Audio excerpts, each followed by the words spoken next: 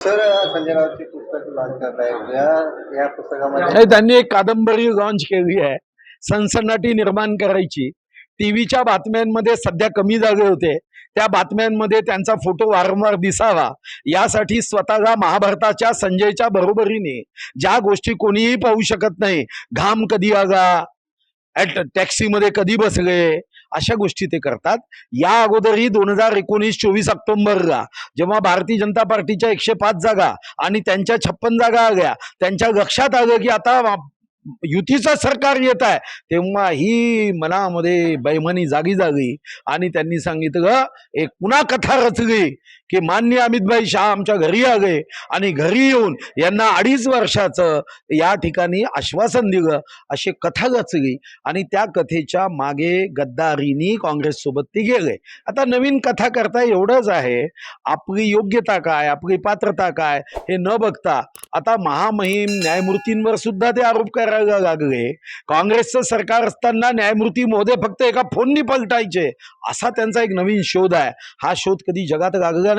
मी तर म्हणतो सुप्रीम कोर्टाच्या आदरणीय न्यायमूर्ती महोदयांनी नोंद घ्यावी की असं पुस्तक लिहून न्याय व्यवस्थेसंदर्भात प्रश्न उपस्थित केला जात असेल तर कोणताही पुरावा नसताना अशा अर्थहीन गोष्टी घेऊन एकूणच अमृत महोत्सवी वर्षाच्या नंतर या देशाच्या लोकशाहीमध्ये असणाऱ्या महत्वपूर्ण संस्थेबद्दल जर शंका निर्माण केली जात असेल तर न्यायमूर्ती महोदयांनी आपल्या कायद्याच्या चौकटीत याची नोंद घेतलीच पाहिजे. ठाकरे परिवार आणि पवार परिवार एकत्र येण्याची चर्चा आहे, त्याच्याबद्दल काय येऊ द्या, आम्हाला काय घेणं देणं आहे, ते कुठं येतील काय येतील. 237 आमदार जनतेने आशीर्वाद देऊन निवडून दिले.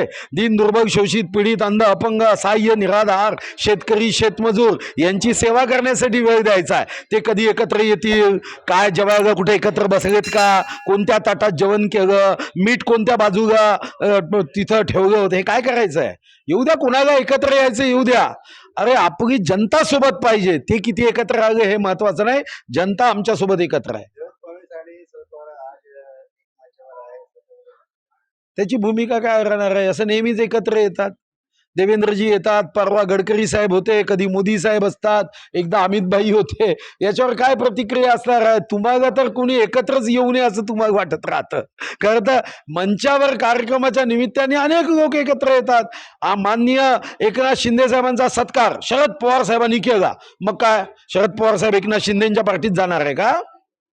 आपले प्रश्न कोणी स्टेजवर एकत्र आले म्हणजे आल्याबरोबर ते आलिंगन घेतात आणि काय एकमेकाला पक्षात घेतात असं काही असतं का. तुम्ही असं म्हणताय की देवेंद्रजी आणि शरद पवार साहेब एकत्र आलेत म्हणजे आता शरद पवार साहेब भारतीय जनता पार्टीच्या कार्यालयात येऊन भारतीय जनता पार्टीचा झेंडा हाती घेऊन देवेंद्रजीच्या पक्षात प्रवेश करणार आहे असं तुम्हाला वाटतं का.